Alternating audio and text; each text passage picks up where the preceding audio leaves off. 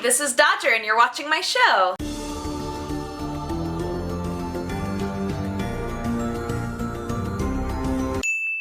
Two things before we start. First one is that tomorrow I'm going to be uploading a channel update. We haven't done one in a while and I've been getting a lot of questions about what's going on with certain projects that are happening, so I'm going to make another update and tell you guys exactly what's going on, where I am, etc, etc. The other thing is that my cats are snuggling right next to me right now and I might get distracted by them. First piece of news for any of you who have been so sad since Flappy Bird was taken down because it was just the best game ever. Back in March, NEWZ came out and was like, look, there's so many clones of this game being made, I guess maybe I can bring it back and put like a little notice that says, please take breaks, don't get addicted. Because remember, that was the issue with Flappy Bird, is that people got so addicted to Flappy Bird that he decided to take it down. It was super weird. So now we have the official word that in August, Flappy Bird is going to be coming back. Not only that, but there will be multiplayer. I hope it's like the multiplayer version that you can play in the browser where there's just like millions of Flappy Birds all at the same time and it's really upsetting. There were 60 clones of Flappy Bird a day in March. 60 clones a day. That is insane. Like if I had taken my game down, say I had a game where you were a cat and you had to find the perfect pillow to curl up on, right? And everybody was downloading and saying, best game ever. And then I took it down, and everybody was suddenly making kitten pillow copies. 60 kitten pillow copies a day. I would probably pull a NEWZ too and be like, look everybody, I deserve the praise for this. So despite the fact that Jesse Cox wants to believe that NEWZ is like this incredible mastermind and took the game down so that everybody would want it again and then put it back up feeling all like, oh, I guess I'll put it back up. I think it literally, it festered inside of him. If I can't get the money for kitten pillow, then no one gets the money for kitten pillow. Pillow, kitten cushion? I can't remember what I called it. Whatever. That game's gonna make millions. Any of you who are Halo fans have probably already heard about Halo 5 Guardians, but it's been announced officially and it's going to be coming out at the exact same time as the Steven Spielberg Halo TV show. They are both releasing in fall of 2015, so we've got a little bit of time to wait, but they're saying, you know, we need that time. We need that time to make sure that it lives up to what we want it to be. And it's apparently Xbox One exclusive, no other Xboxes, only Xbox One. Now in terms of the actual game, like Halo 4 did pretty well, right? People who were really, really deep into Halo were like, nah, Halo 4 is okay. But a lot of people who had played the first one and then kind of dropped out, played the fourth one and really enjoyed it, and there was kind of this resurgence of people going, wow, Halo 4. That was a pretty fun game. Remember the other Halo games? Those were pretty fun. And now having 343 follow that up with Halo 5, they're kind of retooling a lot of things. They're saying, you know, we're gonna keep the core elements so that it still feels like a Halo game, but we're gonna mess around with the tech and tweak it a little bit so that we're really utilizing the next-gen technology, you know, the same stuff that people always say when they're doing a franchise game. And also the other thing that everybody's been saying now is be sure to check out E3. We'll tell you a lot more about it because E3. In France, do they call it E3? I will see you at E3. I'm gonna start saying it like that, see if people can decipher it. I mean, they will. People will decipher it. They'll just be disappointed in me. Ultra Street Fighter 4, are you excited? I'm pretty excited. I'm also delighted about the number of 4s that are involved with this game. So, alright, check it. This is Street Fighter 4. Ultra Street Fighter 4 is the 4th edition of Street Fighter 4. There are in total 4 different release dates for Ultra Street Fighter 4, the 4th edition of the Street Fighter 4 franchise. And deep down, I really just wanted them to have 4 new characters, but they have 5. It's fine. The thing that I like about Ultra Street Fighter 4 is if you have Super Street Fighter 4 or Super Street Fighter 4 Arcade Edition, you can literally just download Ultra. So for 15 bucks, you can be like, all right, add that stuff on, like it's DLC. Or you can wait a while and you can buy the retail version for 40 bucks and that'll be like the full game, all the games in one game, right? So wait, let's go through the release dates. So the first one is June 3rd, which is when it comes out for PS3 digitally. June 4th is when it comes out digitally for Xbox 360. August 5th, so I mean there's a bit of difference between that. August 5th is when the retail version comes out, and that's 40 bucks for PS3 and 360, same day. And then August 8th is when the PC version comes out, and that's 30 bucks. So even though you have to wait, quite a while for the PC version, you get it for cheaper, so that's kind of nice. There's no current gen version of this that you can get. It's only past gen, so PS3 and Xbox 360, which I'm wondering if that's because it's the last of the Street Fighter 4 games and they want to identify the next gen with whatever Street Fighter 5 games come out. If there aren't 5 versions of Street Fighter 5, I'm gonna just...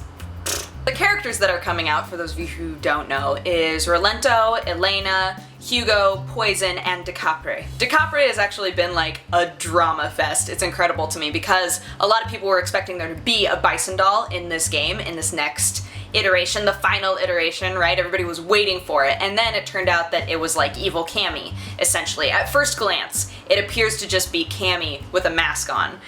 And the reaction was just, like, look guys, here's the thing.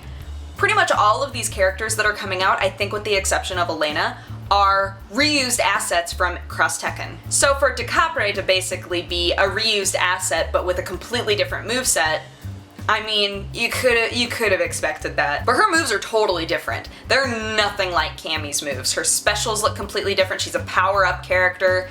She has some moves that are kind of reminiscent of El Fuerte, which I think is interesting. I mean, not a lot of people are excited to play her, but I don't think that there's necessarily a lot of reason for all the hate aside from just the look. The aesthetic of her is very Cammy. What I'm saying is that if there's going to be drama about Decapre, there should be drama about all of it, because not a whole lot of work went into any of it, it looks like. Although, they're adding more than just characters, so I appreciate that. It's more than just $15 for 5 more characters, which, okay, Capcom. But they screw us over a lot. They screw us over a lot, guys, so we gotta, like, keep our hearts covered. You know, put a little veil over that heart, just in case you don't get hurt. I don't know what's happening to me. Let's move on. Far Cry 4 confirmed. Not only confirmed, you can actually pre-order it right now. I just love that there was all of this overwhelming evidence for there being a Far Cry 4, but they never really said that it was gonna happen until this press conference, where they were like, all right, here's basically our lineup, and Far Cry 4 was included in that lineup. So we had to just go, oh, I guess there's Far Cry 4. And a dude in a hot pink suit. So either that needs to be the bad guy or we need to play that guy. Those are my 2 demands. It's coming out November 18th on all consoles, and if you pre-order it, which I'm not a huge fan of pre-ordering, although it is inside of a franchise that people have really loved, so I guess it might be okay. But if you pre-order, you get 3 extra missions that are all Herc missions from Far Cry 3, so that's pretty cool. The game itself takes place in Karat, which is a totally fake and made-up region of the Himalayas, where somebody has assumed the throne of king. So see?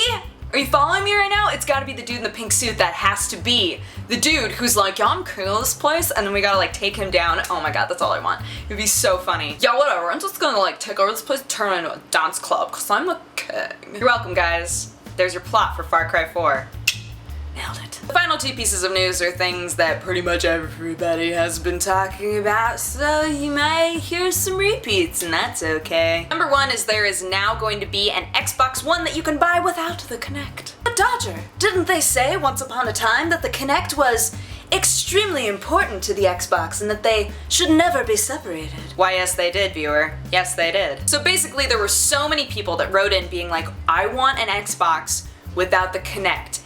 Give me that Xbox without the Kinect. And now they've kind of changed hands a little bit. Different people are in power over at Microsoft involving the Xbox, and they said, you know what?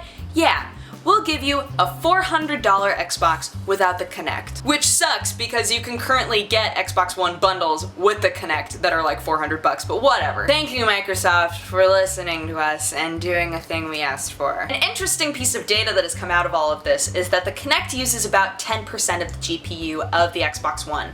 So without the Kinect, there's actually the potential for games to have a better performance without the Kinect. Also, along with this announcement, they have finally come to the realization that it's kind of dumb to tell people that they can't use Netflix or Hulu Plus or any of those things unless they have an Xbox Live account. So now, you don't have to have an Xbox Live account. You can just watch stuff on your Netflix because you already pay for Netflix. Also, good guy Microsoft is offering refunds for people who recently bought an Xbox Live account and no longer need it because they're able to watch Netflix on their own. So, if you are one of those people, you should contact them and say, hey, I want my money back for my Xbox Live Gold.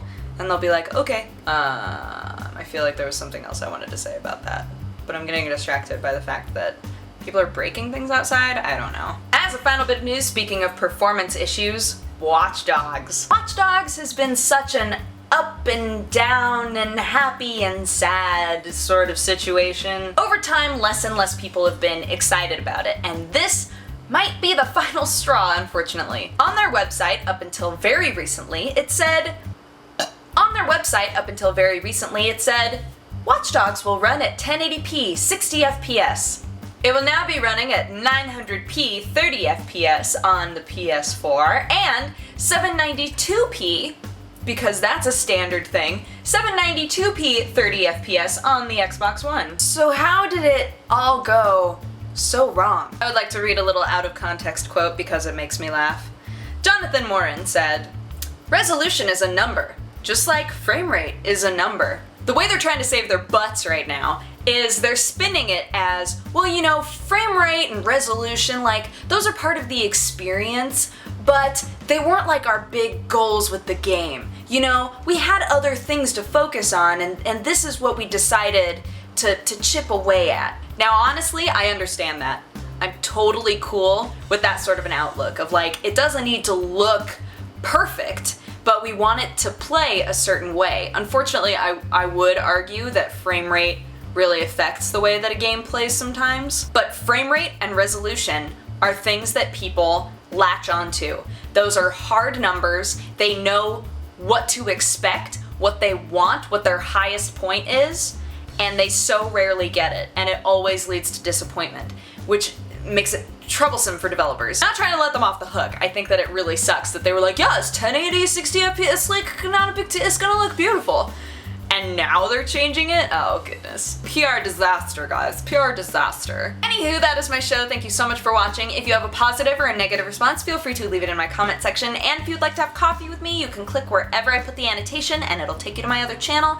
Remember, tomorrow, Sunday, I'm going to be putting up a channel update, so please, please, please watch that. Give me your feedback, let me know what you're thinking, and I will talk to you again next time. Bye-bye. Mwah.